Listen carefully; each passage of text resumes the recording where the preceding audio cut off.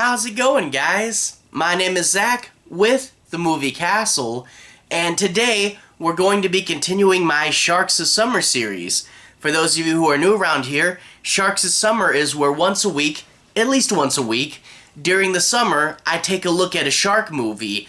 And today, we actually have a really big one in store. This time we're taking a look at Deep Blue Sea from 1999. This is directed by Renny Harlin and stars Thomas Jane, Saffron Burrows, LL Cool J, and Samuel L. Jackson. And yeah, this is a really fun and exciting one. You know, you had Jaws, which is always going to be the biggest, best shark movie, and that spawned really most of the whole genre there. But outside of Jaws, when we look at the bigger name shark movies, one that always floats to the top is Deep Blue Sea, and there's a good reason for that. It is a really, really fun shark movie.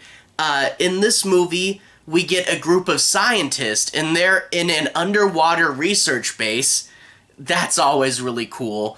And they're working on a cure for degenerative brain diseases.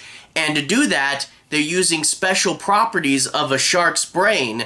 So they take these sharks, they've modified them, and they're going to harvest a special protein from their brain. However, changing the sharks in this way has made them bigger, stronger, more aggressive, but also smarter. So we're dealing with 3 super sharks in an underwater research base. Well, right as they're on the precipice of finishing their research, tragedy strikes this base. There's a big hurricane that causes this helicopter accident, and a lot of the base gets sunken.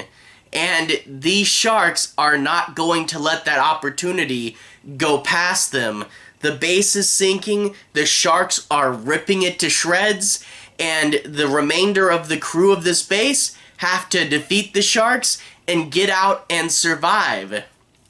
There's a lot to like here. First of all, the base. That's a cool enough section alone. Like, you could have done this whole movie just trying to escape the base. That is enough material to carry the whole thing there, you know? Certain areas are going underwater, things are exploding, things are shutting down, you can barely make it out, you're on the edge of drowning so often. There's so much cool stuff with the base.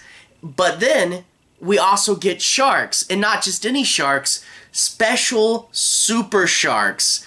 And these guys are crazy. And I really do like on the back, if you look at the rating section, rated R, graphic shark attacks. These guys are pretty nasty. And when they do something like break down a steel door, you totally believe it. And they actually have the budget to make this concept work too. That's a thing, a lot of the shark movies that spun out of Jaws, a lot of them notoriously low budget. But this one, they gave it a budget, and because of that, they can fully realize this underwater research base. They can do all the cool special effects needed for that story. And the sharks can really interact with the actors, do whatever the director needs them to, and really just rip people apart. This movie's really well made. It's got a good budget behind it, a good cast behind it, and they are taking note, you know? They take note of what Jaws set up, but they're making it bigger and they're making it more action heavy. I really feel like, you know, you go from Alien to Aliens. That's what this movie's trying to do. It's trying to be an Aliens version of a shark movie. So definite influence from Aliens, but also definite influence from, say, Jurassic Park, you know? Escaping the park, the monsters are loose. You know, I can see some influence from some movies that came out. And yeah, they definitely are trying to make a bigger, action-heavy, crazier shark movie. And it's really cool, and this has become kind of a cable classic movie, one that they play all the time on cable, and, you know, if it's on, you can just feel free to flip it on and watch some crazy underwater action. It's really cool, really well made, and I really do like it, so definitely going to be recommending it. All that being said, though, I want to analyze it a little further, so I'm going to take some time to break down the plot and take a look at a few parts of the movie. So I want to analyze it a little bit. I won't be doing any major spoilers, so I'll be avoiding the end bits. But let's go ahead and take a look at a few pieces of this movie. We open up with a pretty cool prologue segment. We get a bunch of young adults and they're partying on a catamaran. And a catamaran is kind of like two sailboats that are stuck together. And of course, when the shark attacks them, he's going to break through the middle piece there. And it's going to be a cool visual. But one thing I do like is there's a pretty cool subversion of expectations, which, as we all know, isn't always done right. But here's a pretty interesting one. We get these people that are clearly prologue people, and we as an audience are like, yeah, they're toast, right? Because prologue people die. But actually, the shark is tearing up their boat, but our main character, Thomas Jane, shows up, and like a cool guy, he shoots the shark with 2 spears, and he drags him away like it was nothing. Such a cool introduction for your shark hunting hero. You have a situation that's definitely hopeless, and then he swoops in and takes out the shark like it was nothing. Really, really cool setup for our main character there. But anyway, we then cut to the main lady, and she's at an interview with her bosses, one of the bosses being Samuel L. Jackson's character, and they say, look, we have to focus on not running the company under, we gotta make money, we gotta make profit, and we're not sure about your project. And we find out that this lady's dad suffered from Alzheimer's, so she's really passionate about this project of ending degenerative brain diseases. And she says, give me a few more days, I can have this all finished by Monday, and then you'll have your new big drug, and everything will go great. So Samuel L. Jackson decides, I'll give you till Monday, but I'm gonna stick with you and I'm gonna monitor you. I'm gonna watch the last little bit of this project. So we get the 2 of them flying into this base, and that's when we first see the base. It's a really, really cool base. They say it was a former military submarine hub, and they've retrofitted it where it's got shark cages now, a big fence, it's got several underwater levels, and there's things like crew quarters and a kitchen and, you know, several different research labs. And it's a really, really cool, grungy industrial base. One of those settings that could have just as easily been in space as underwater. And it looks really, really cool. And while they're exploring, we also see Thomas Jane's character again, and we get a little bit of an explanation for the prologue. And he's saying things like, that shark shouldn't have been able to get out on its own. How did it get out? And then also the guy he's talking to says, you sure that he took 2 harpoons? 1 harpoon should have been enough to put him out. 2 could have almost killed him. Are you sure you didn't just miss with the first harpoon?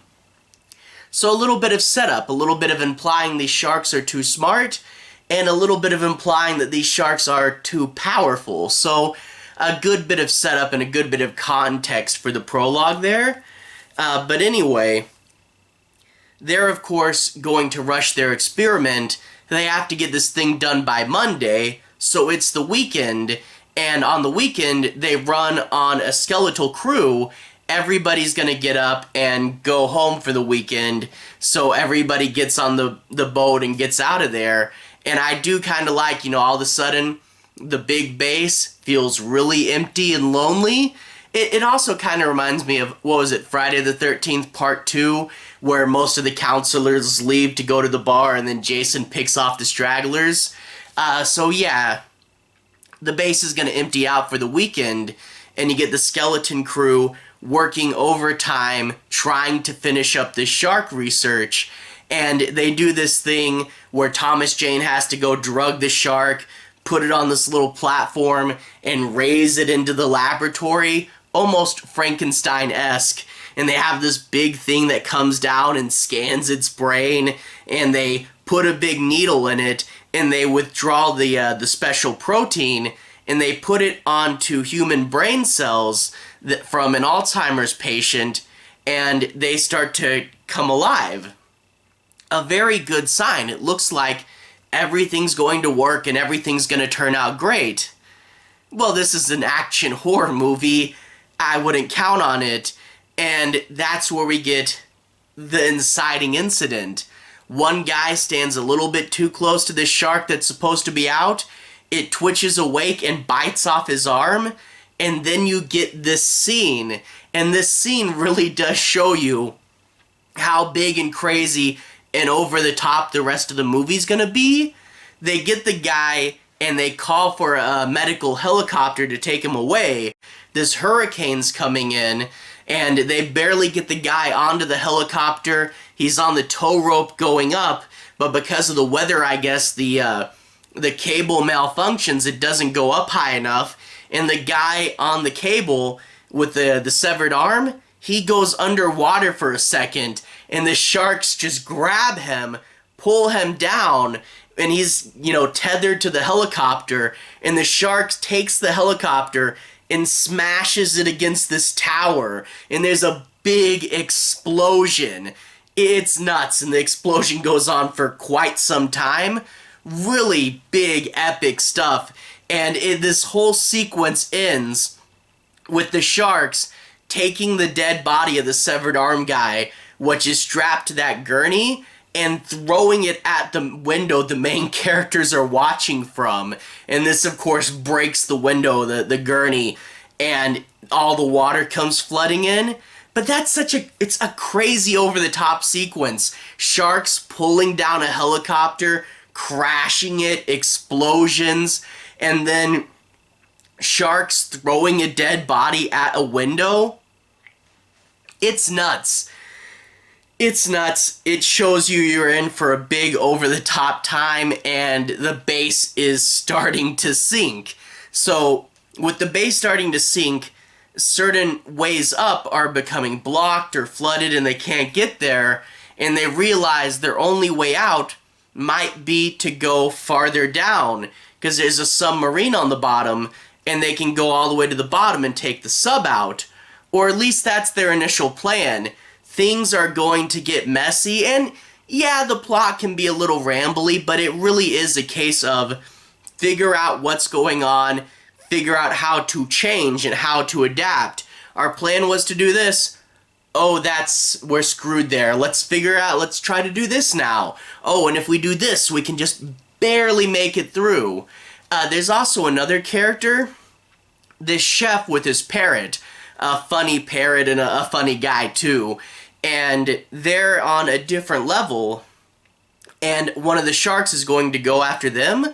And it is good to break up the pace, so you're not all just in one sequence for the whole time. That being said, it is kind of odd. It's just this one guy separated, Usually when you do multiple groups, it's more than just one other guy off doing its own thing, but whatever. It's still a really fun sequence, a funny character, a funny parrot, and really just this guy running around by himself, avoiding sharks by inches at a time. It really, you do get to feel for the chef character, because he so barely makes it on all these little turns, and he's a really good character too.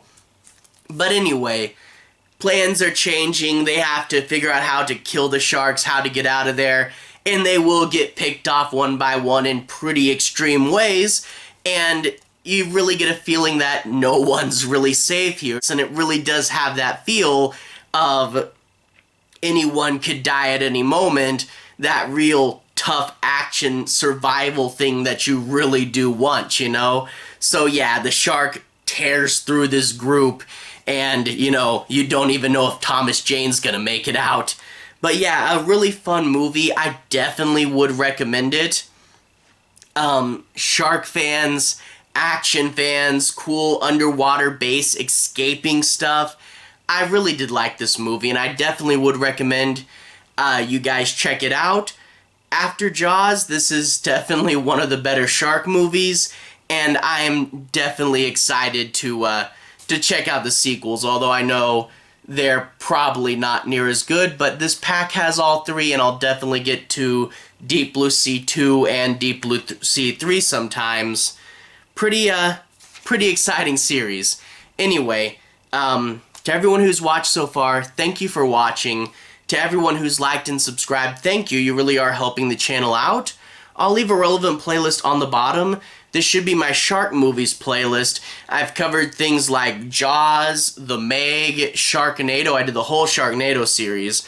So if you guys want to see me talk about more shark movies, you can find them right here. Anyway, have a good day. I'll see you guys again very, very soon. Shark movies playlist on the bottom. Have a good day now.